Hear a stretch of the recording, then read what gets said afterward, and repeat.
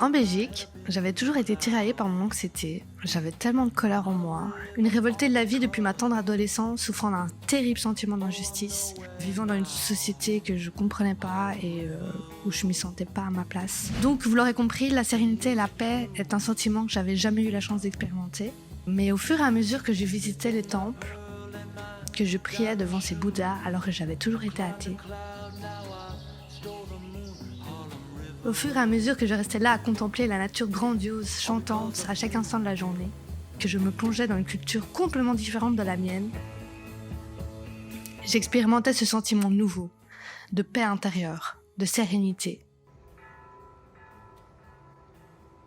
L'environnement fait beaucoup dans une dépression et avoir eu le courage de changer tout ça, du tout au tout, avec l'énergie du désespoir, on va pas se mentir, a été le meilleur move de ma vie.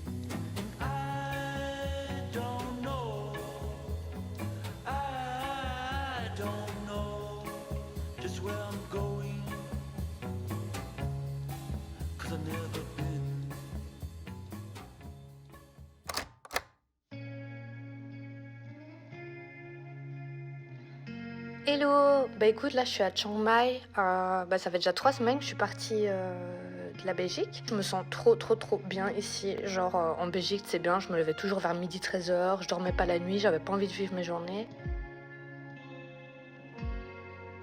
Ici tous les matins je suis debout à 5-6 heures, sans réveil, sans rien. Je passe ma journée à marcher, explorer la ville. Franchement c'est tout un nouveau monde ici. Plus je passe du temps ici, plus je tombe amoureuse. Et en fait, c'est un peu comme une grande ville à la campagne. Franchement, les gens, ils sont hyper cool. L'ambiance, elle est incroyable. Et en vrai, je m'y verrais bien y vivre un jour. D'ailleurs, hier soir, je me suis fait la réflexion que je pense vraiment qu'être sédentaire, c'est pas dans la nature de l'humain. On a appris à l'être avec le temps, mais je pense vraiment que c'est pas du tout dans notre nature profonde. Et que c'est peut-être pour ça qu'il y a tant de gens malheureux. Il faut être sans cesse en mouvement, sans cesse être stimulé par plein de nouvelles choses pour pouvoir vraiment s'en rendre compte, tu vois.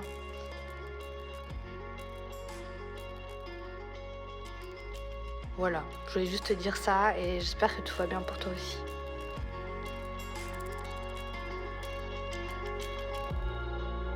Aujourd'hui, je vous emmène au temple blanc de Chiang Rai et c'est vraiment un truc de fou.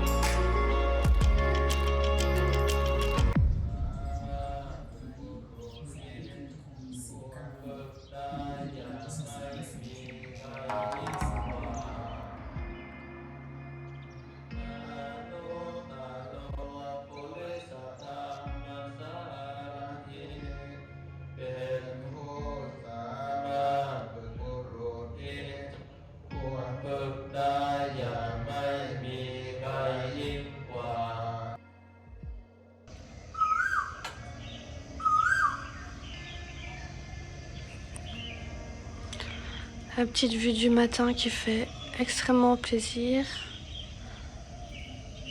Le chant des oiseaux. C'est ça, c'est pas la belle vie. Peut-être du matin, désolée. Mais c'est pour dire que je vous avoue que l'eau est près d'un lac, c'est pas la chose la plus intelligente que j'ai faite de ma vie. Ça c'est mon doigt normal. Ça c'est mon doigt pas normal. Le truc c'est que près des lacs, il y a beaucoup de moustiques. Déjà que je me fais grailler. Et il y a plein d'insectes différents. Et puis d'après les dires du proprio, il y a beaucoup de serpents. Gecko, gecko, gecko, hey! Gecko, gecko, gecko, hey! Mais ça c'est pas le plus grave. Le plus grave, c'est qu'hier j'ai vu une plate. Oh.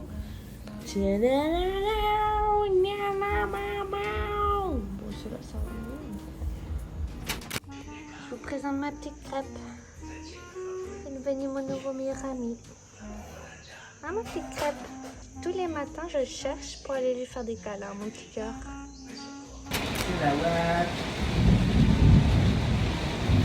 Je m'attendais pas à ce qu'on entende aussi fort que ça.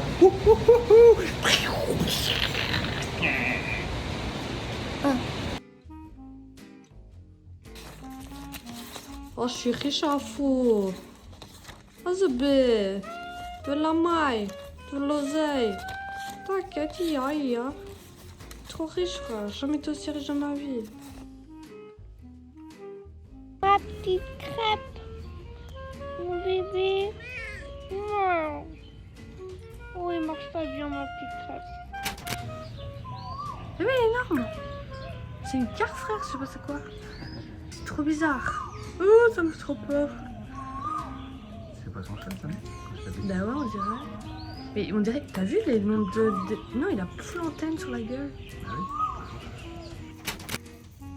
oui. Bébé, qu'est-ce que tu manges? Tu manges du caca, on dirait. Regarde.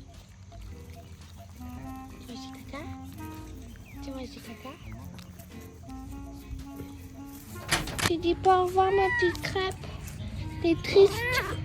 T'es triste que je pars, mon cœur. Mon amour, tu as manqué.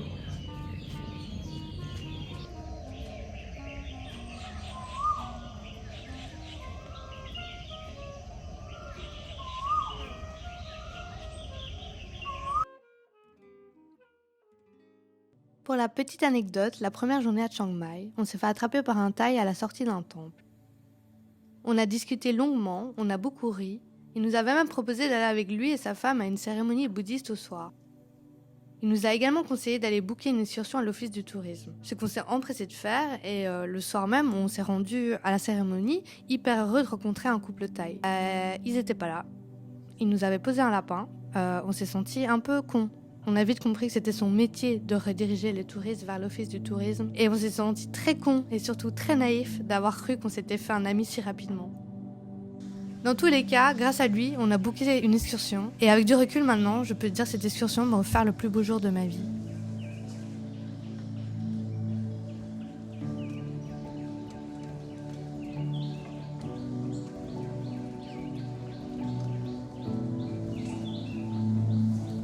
Le plus beau jour de ma vie, car pour la première fois, j'ai compris le mot bonheur.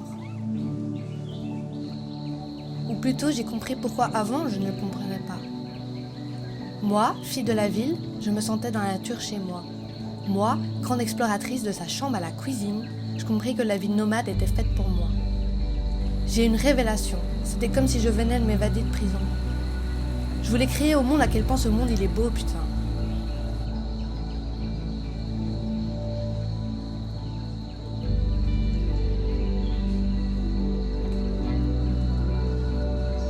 Comment ai-je pu être heureuse dans une cage en béton ? La nature me le rappela de manière percutante, voire insolente, à chaque détour d'une cascade.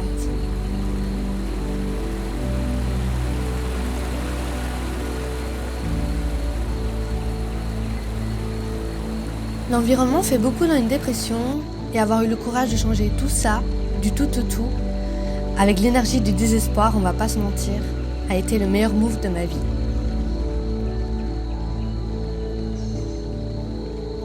J'expérimentais à présent ce sentiment nouveau, de paix intérieure, de sérénité.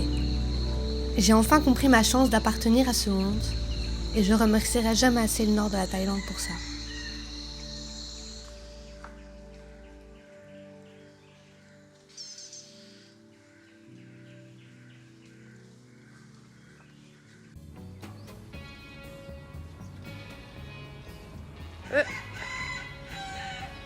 Tu vas pas me manquer, coq. Nani? Adios, Chiang Mai.